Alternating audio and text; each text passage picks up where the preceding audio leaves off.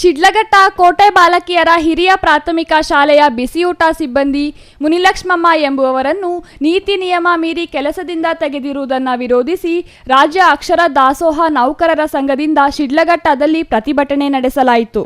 ನಗರದ ಪ್ರವಾಸಿ ಮಂದಿರ ಆವರಣದಿಂದ ಅಕ್ಷರ ದಾಸೋಹದ 100 ಮಂದಿ ಸಿಬ್ಬಂದಿ ಕೋಟೆ ವೃತ್ತದ ಬಿಇಒ ಕಚೇರಿವರೆಗೂ ಪ್ರತಿಭಟನೆ ಮೆರವಣಿಗೆ ನಡೆಸಿ ಅಲ್ಲಿ ಬಿಇಒ ನರೇಂದ್ರ ಕುಮಾರ್ ಅವರಿಗೆ ಮನವಿ ಸಲ್ಲಿಸಿದ್ರು. ಈ ವೇಳೆ ಮಾತನಾಡಿದ ಸಂಘದ ಜಿಲ್ಲಾಧ್ಯಕ್ಷ ಬಿಎನ್ ಮುನಿಕೃಷ್ಣಪ್ಪ, ಅಕ್ಷರ ದಾಸೋಹ ಬಿಸಿಯೂಟ ಯೋಜನೆ ಆರಂಭವಾದಾಗನಿಂದಲೂ ಮುನಿಲಕ್ಷ್ಮಮ್ಮ ಕಾರ್ಯನಿರ್ವಹಿಸುತ್ತಿದ್ದಾರೆ.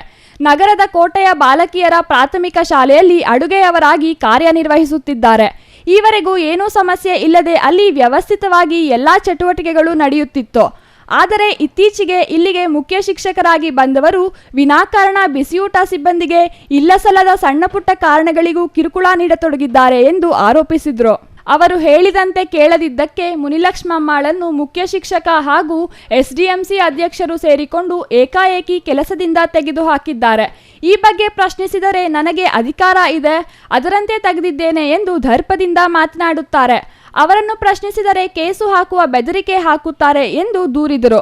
ಮುನಿಲಕ್ಷ್ಮಮ್ಮಳು ತನಗೆ ಆಗಿರುವ ಅನ್ಯಾಯದ ವಿರುದ್ಧ ಜಿಲ್ಲಾ ಪಂಚಾಯಿತಿ ಸಿಇಒ, ಅಕ್ಷರ ದಾಸೋಹ ಸಹಾಯಕ ನಿರ್ದೇಶಕರು, ಬಿಇಒ ಅಧಿಕಾರಿಗೆ ದೂರು ನೀಡಿದರೂ ಈವರೆಗೂ ಘಟನೆ ಬಗ್ಗೆ ತನಿಖೆ ನಡೆಸಿ ವರದಿ ಪಡೆದ ಕ್ರಮ ಕೈಗೊಳ್ಳುವ ಕೆಲಸ ಮಾಡಿಲ್ಲ ಎಂದು ಅಧಿಕಾರಿಗಳ ನಿರ್ಲಕ್ಷ್ಯದ ಬಗ್ಗೆ ಕಿಡಿಕಾರಿದ್ದಾರೆ.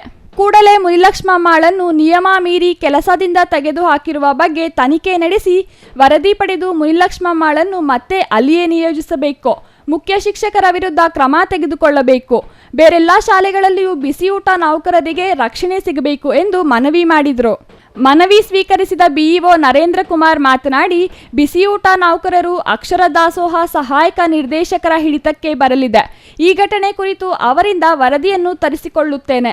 ವರದಿ ಬಂದ ನಂತರ ವರದಿಯಲ್ಲಿನ ಅಂಶಗಳ ಆಧಾರದಲ್ಲಿ ಅಗತ್ಯ ಕ್ರಮಗಳನ್ನು ಕೈಗೊಳ್ಳುತ್ತೇನೆ ಎಂದು ಭರವಸೆ ನೀಡಿದರು. ಅಕ್ಷರ ದಾಸೋಹ ನೌಕರರು ಮುನಿಲಕ್ಷ್ಮಮ್ಮ ಅವರು ತೆಗೆದಿರೋದ್ರ ಬಗ್ಗೆ ಮನವಿ ಕೊಟ್ಟಿದ್ದಾರೆ. ಈ ಬಗ್ಗೆ